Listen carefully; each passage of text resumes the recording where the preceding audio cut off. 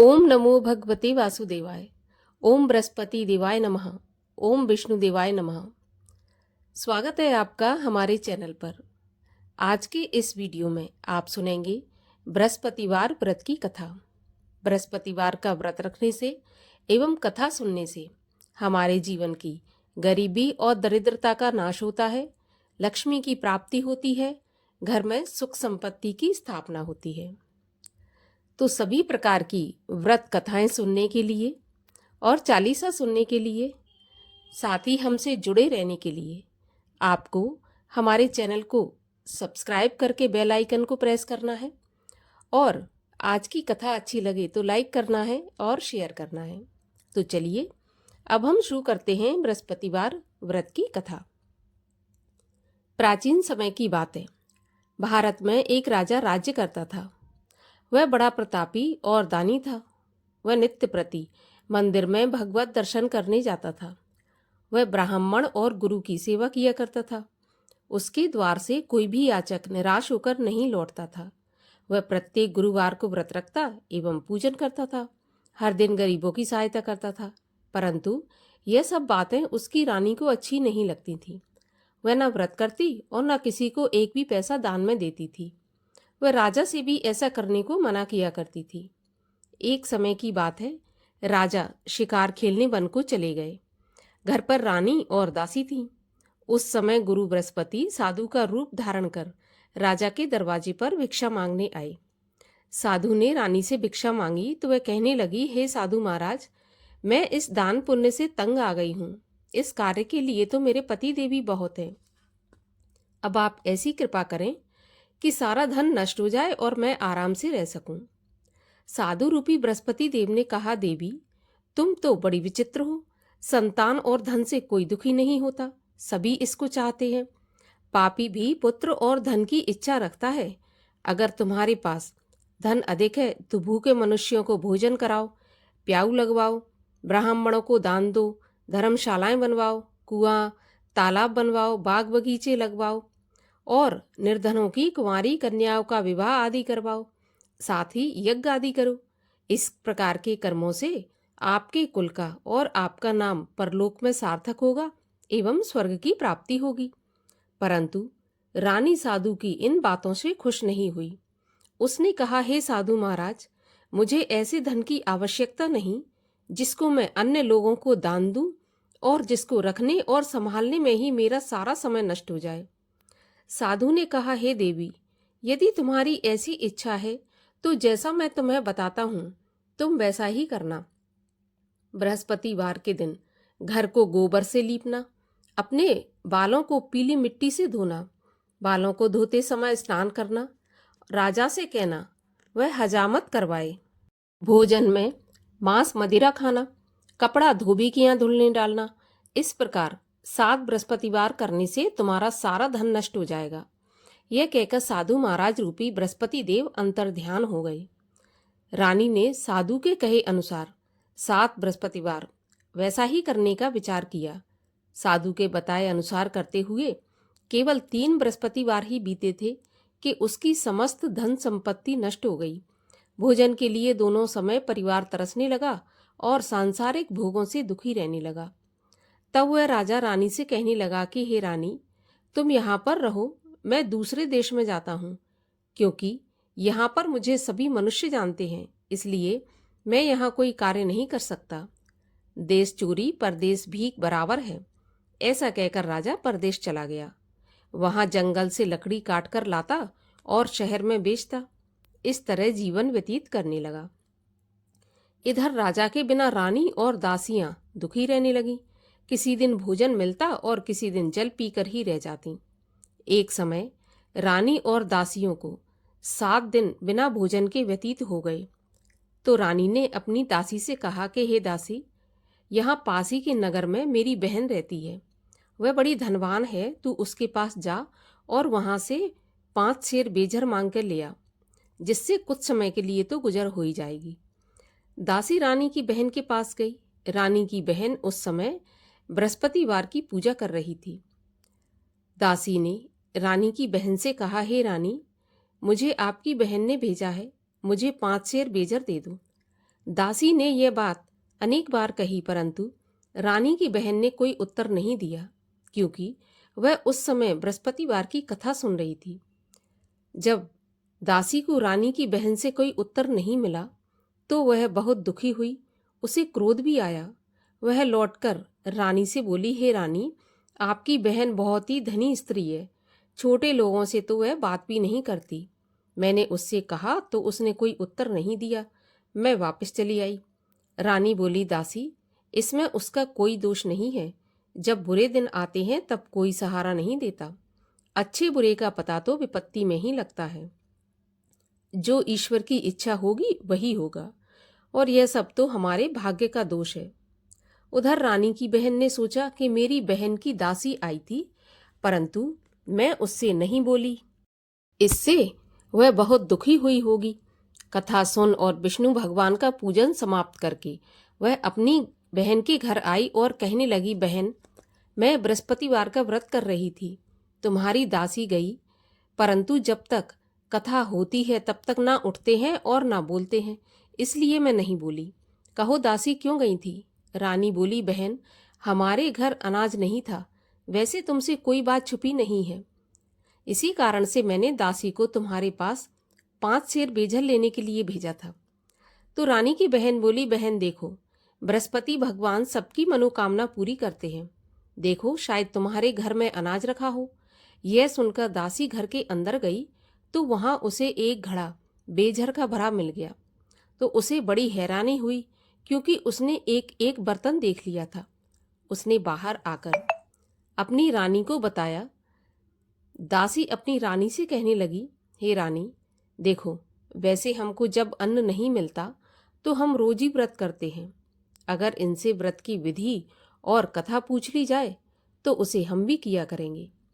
दासी के कहने पर रानी ने अपनी बहन से बृहस्पतिवार व्रत के बारे में पूछा।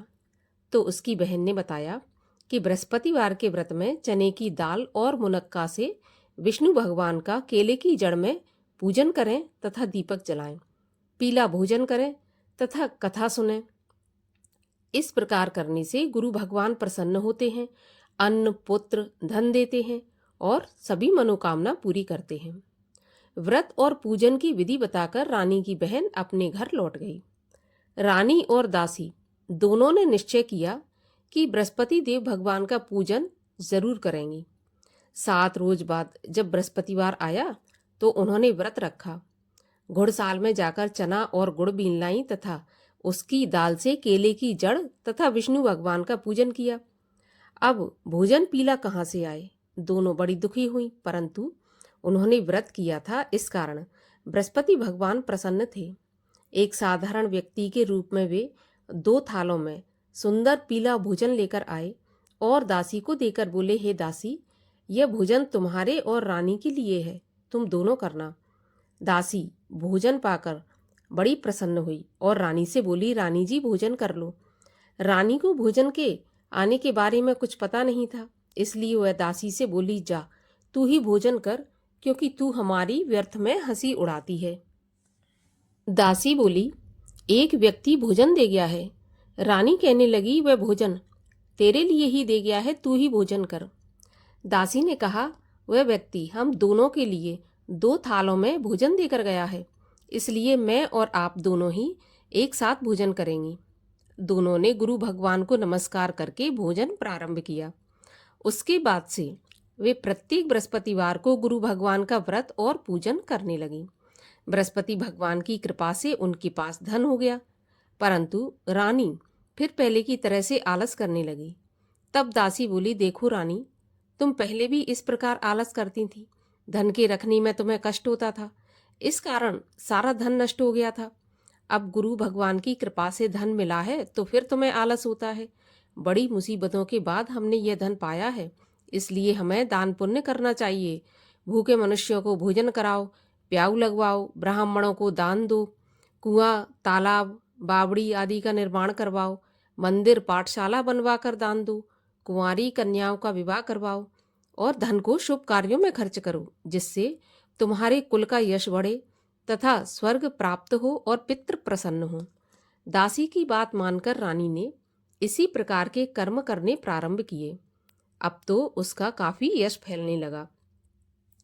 एक दिन रानी और दासी आपस में विचार करने लगी कि ना जाने राजा किस दशा में होंगे, उनकी कोई खोज खबर नहीं है। गुरु भगवान से उन्होंने प्रार्थना की और भगवान ने रात्रि में राजा को सपने में कहा कि हे राजा, उठ, तेरी रानी तुझको याद करती है, अब अपने देश को लौट जा। राजा प्रातःकाल उठा। वह विचार करने लगा कि स्त्री जाति तो खाने और पहनने की ही साथी होती है, पर भगवान की आज्ञा मानकर वह अपने नगर को चलने के लिए तैयार हुआ। जब राजा परदेश गया था तो परदेश में बहुत दुखी रहने लगा। प्रतिदिन जंगल से लकड़ी बीनकर लाता और उसे शहर में बेचकर अपने दुखी जीवन को बड़ी कठिनता से व्यतीत करता था। एक दिन राजा दुखी होकर अपनी पुरानी बातों को याद करके रोने लगा। उस जंगल में बृहस्पति देव एक साधु का रूप धारण करके आए और राजा के पास आकर बोले कि हे लकड़हारे, तुम इस सुनसान जंगल में किस चिंता में बैठे हो, मुझे बताओ। यह सुनकर राजा के नेत्रों में जल भर आया और साधु की वंदना करके बोला, हे प्रभु, आप सब कुछ जानने वाले हैं। इतना कहकर राजा ने साधु को अपनी संपूर्ण कहानी सुना दी। अब महात्मा तो दयालु होते हैं। वे राजा से बोले, हे राजा, तुम्हारी पत्नी ने बृहस्पति देव के प्रति अपराध किया था, जिसके कारण तुम्हारी यह दशा हुई। अब तुम किसी प्रकार की चिंता मत करो, भगवान तुम्हें पहले से अधिक धन देंगे। देखो, तुम्हारी पत्नी ने बृहस्पतिवार का व्रत प्रारंभ कर दिया है।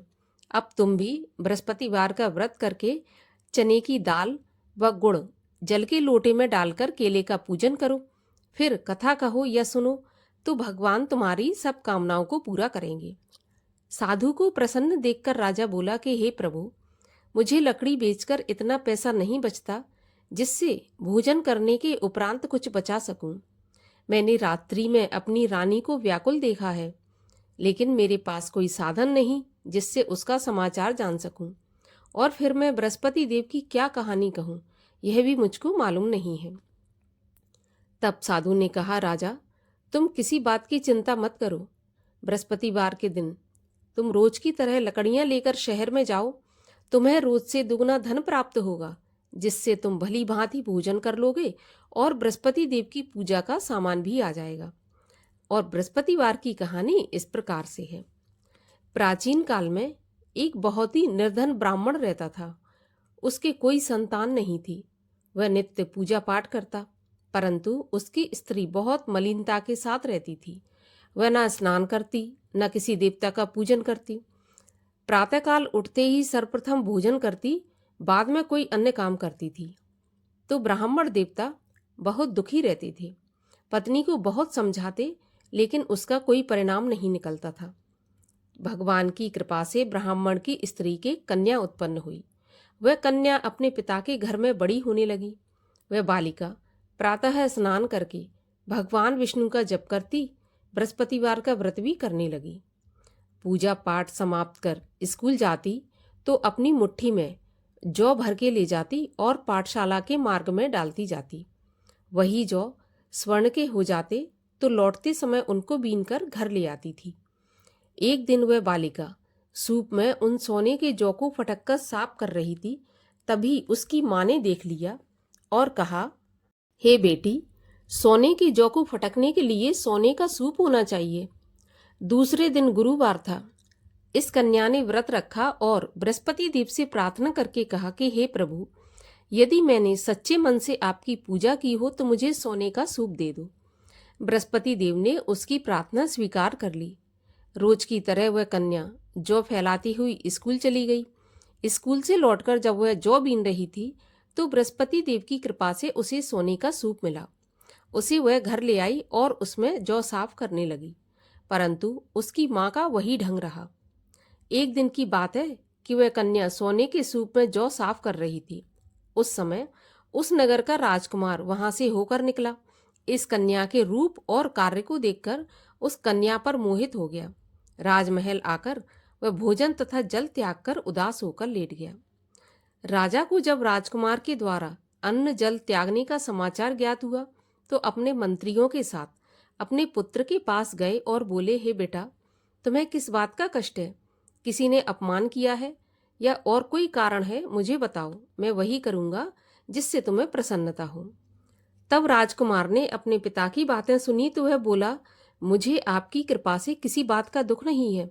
किसी ने मेरा अपमान नहीं किया, परंतु मैं उस लड़की के साथ विवाह करना चाहता हूँ जो सोने के सूप में जौ साफ कर रही थी। यह सुनकर राजा आश्चर्य में पड़ गया और बोला, हे बेटा, इस तरह की कन्या का पता तुम ही लगाओ, मैं उसके साथ तुम्हारा विवाह अवश्य करवा दूंगा। राजकुमार ने राजा को उस लड़की के घर का पता बताया। तब मंत्री उस लड़की के घर गया और राजा का आदेश ब्राह्मण को सुनाया। कुछ ही दिन के बाद ब्राह्मण की कन्या का विवाह राजकुमार के साथ संपन्न हो गया।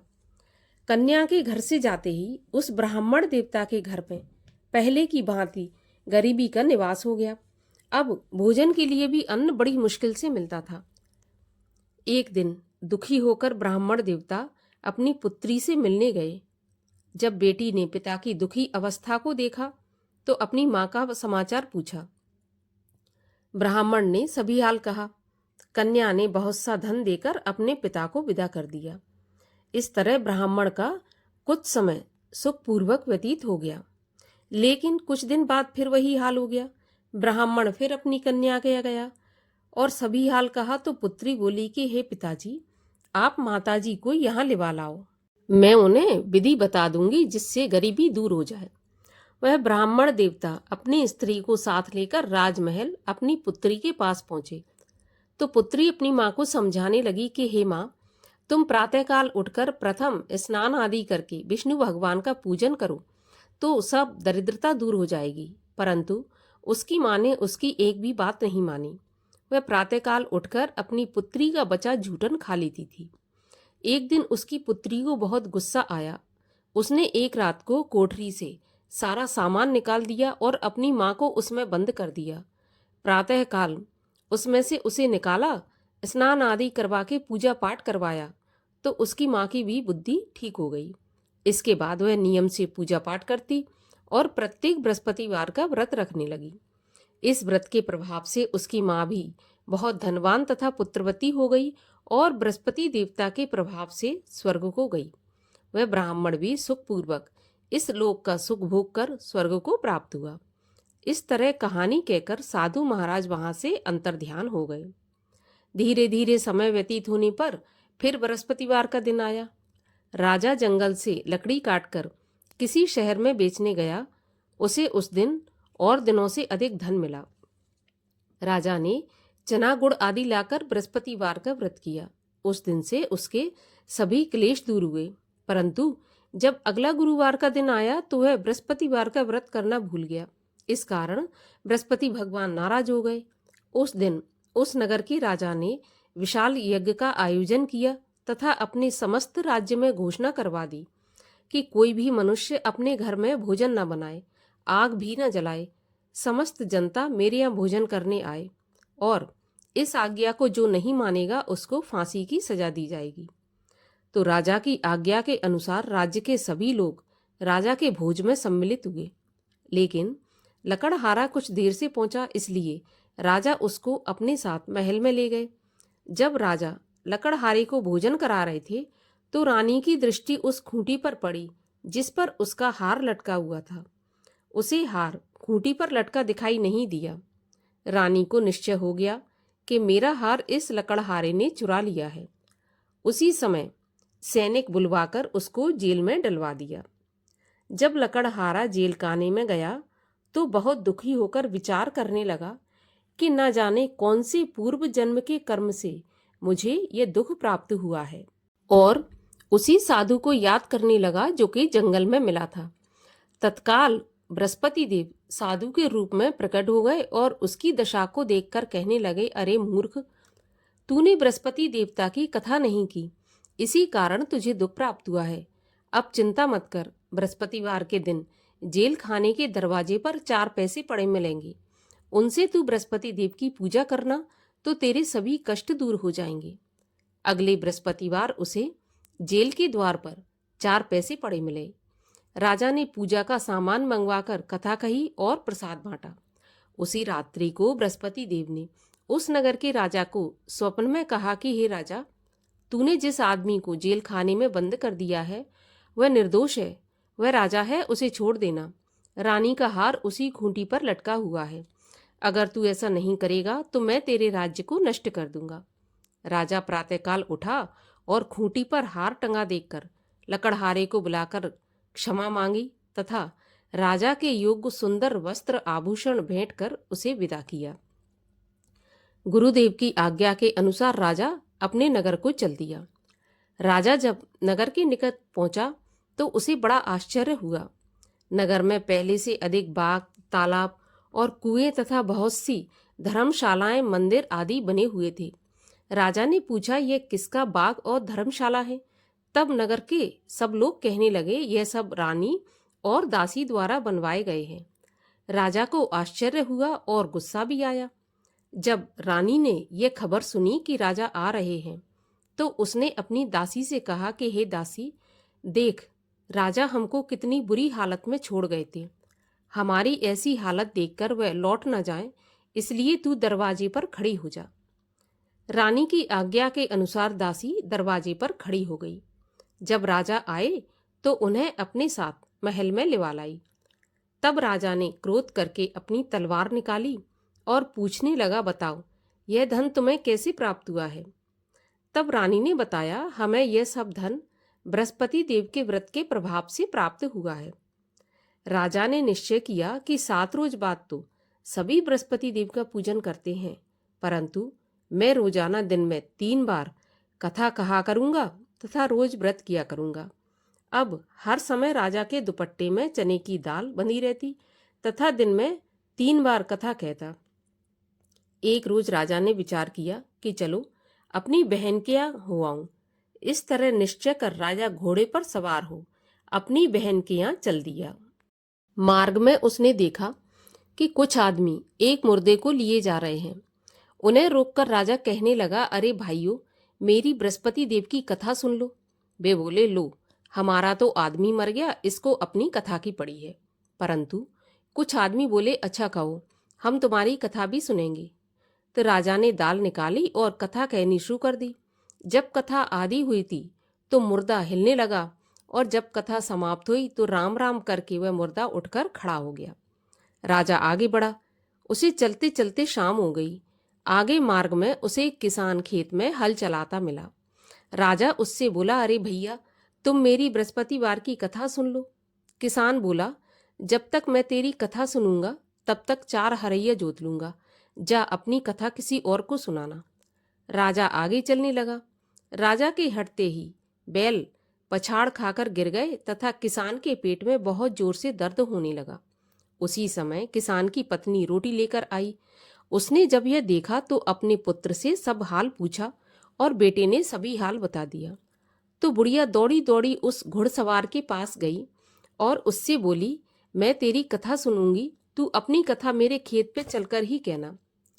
राजा ने लौटकर बुढ़िया के खेत पे जाकर कथा कही, जिसके सुनते ही बैल खड़े हो गए तथा किसान के पेट का दर्द भी बंद हो गया। राजा अपनी बहन के घर पहुंच गया। बहन ने भाई की खूब मेहमानी की। दूसरे दिन राजा जगा तो वह देखने लगा कि सब लोग भोजन कर रहे हैं। राजा ने अपनी बहन से पूछा, ऐसा कोई मनुष्य है जिसने भोजन नहीं किया हो, जो मेरी बृहस्पतिवार की कथा सुन ले? तो बहन बोली, भैया, यह देश ऐसा ही है। पहले यहाँ के लोग भोजन करते हैं, बाद में अन्य काम करते हैं। अगर कोई पड़ोस में हो तो मैं देख आती हूँ। ऐसा कहकर बहन देखने चली गई, परंतु उसे कोई ऐसा व्यक्ति नहीं मिला जिसने भोजन नहीं किया हो। अतः वह एक कुम्हार के घर गई जिसका लड़का बीमार था। उसे मालूम हुआ कि उनके यहाँ 3 दिन से किसी ने भोजन नहीं किया है। तो रानी ने अपने भाई की कथा सुनने के लिए कुम्हार से कहा और वह तैयार हो गया। राजा ने कुम्हार के घर जाकर बृहस्पतिवार की कथा कही, जिसको सुनकर उसका लड़का ठीक हो गया। अब तो राजा की प्रशंसा होने लगी। एक दिन राजा ने अपनी बहन से कहा, हे बहन, मैं अपने घर को जाऊंगा, तुम भी तैयार हो जाओ। राजा की बहन ने अपनी सास से अपने भाई के साथ जाने की आज्ञा मांगी। तो सास बोली, चली जा, परंतु अपने लड़कों को मत ले जाना, क्योंकि तेरे भाई के तो कोई संतान नहीं होती है। बहन ने अपने भाई से कहा, भैया मैं तो चलूंगी, पर कोई बालक नहीं जाएगा। राजा ने कहा, जब कोई बालक नहीं चलेगा तो तुम क्या करोगी? बड़े दुखी मन से राजा अपने नगर को लौट आया। राजा ने अपनी रानी से कहा, हम निर्वंशी राजा हैं, हमारा मुंह देखने का भी धर्म नहीं है। और बिना भोजन किए ही वह शैया पर लेट गया। रानी बोली, हे प्रभु, बृहस्पति देव ने हमें सब कुछ दिया है, वे हमें संतान अवश्य देंगे। उसी रात को बृहस्पति देव ने राजा को स्वप्न में कहा कि हे राजा, उठ, सभी सोच त्याग दे, तेरी रानी गर्भवती है। राजा को यह जानकर बड़ी खुशी हुई। 9वें महीने रानी के गर्भ से एक सुंदर पुत्र पैदा हुआ। तब राजा बोला, हे रानी, स्त्री बिना भोजन के रह सकती है, परंतु बिना कहे नहीं रह सकती। जब मेरी बहन आए तो तुम उससे कुछ कहना मत। तो रानी ने हाँ कर दिया। जब राजा की बहन ने यह शुभ समाचार सुना तो वह बहुत खुश हुई और बधाई लेकर अपने भाई के यहाँ आई। तभी रानी ने कहा, घोड़ा चढ़ाकर नहीं आई, गधा चढ़ी आई। तब राजा की बहन बोली, भाभी, मैं इस प्रकार ना कहती तो तुम्हें औलाद कैसे मिलती? बृहस्पति देव ऐसे ही है, जैसी जिसके मन में कामना है सभी को पूर्ण करते हैं। जो सद्भावना पूर्वक बृहस्पतिवार का व्रत करता है एवं कथा पढ़ता है अथवा सुनता है और दूसरों को सुनाता है, बृहस्पति देव उसकी सभी मनोकामना पूरी करते हैं। बृहस्पति देव उनकी सदैव रक्षा करते हैं। जो संसार में सद्भावना से गुरुदेव का पूजन एवं व्रत सच्चे हृदय से करते हैं, उनकी सभी मनोकामनाएं पूर्ण होती हैं। जैसी सच्ची भावना से रानी और राजा ने बृहस्पति देव की कथा का गुणगान किया तो उनकी सभी इच्छाएं बृहस्पति देव ने पूर्ण की थीं। इसलिए सबको कथा सुनने के बाद प्रसाद लेकर जाना चाहिए। हृदय से उनका मनन करते हुए जयकारा बोलना चाहिए। बोलो बृहस्पति देव की जय। बृहस्पति भगवान की आरती। ओम जय बृहस्पति देवा, स्वामी जय बृहस्पति देवा। छिन छिन भोग लगाऊं, कदली फल मेवा। ओम जय बृहस्पति देवा। तुम पूर्ण परमात्मा, तुम अंतर्यामी, जगत पिता जगदीश्वर, तुम सबके स्वामी। ओम जय बृहस्पति देवा। चरणामृत निज निर्मल, सब पातक हरता। सकल मनोरथ दायक, कृपा करो भरता। ओम जय बृहस्पति देवा। तन मन धन अर्पण कर, जो जन शरण पड़े। प्रभु प्रकट तब हो कर, आकर द्वार खड़े। ओम जय बृहस्पति देवा। दीन दयाल दयानिधि, भक्तन हितकारी। पाप दोष सब हरता, भव बंधन हारी। ओम जय बृहस्पति देवा। सकल मनोरथ दायक, सब संशय हारी। विषय विकार मिटाओ, संतन सुखकारी। ओम जय बृहस्पति देवा। जो कोई आरती प्रभु की, प्रेम सहित गावे। जेठानंद आनंद कर, सो निश्चय पावे। ओम जय बृहस्पति देवा। बोलो विष्णु भगवान की जय, बोलो बृहस्पति भगवान की जय।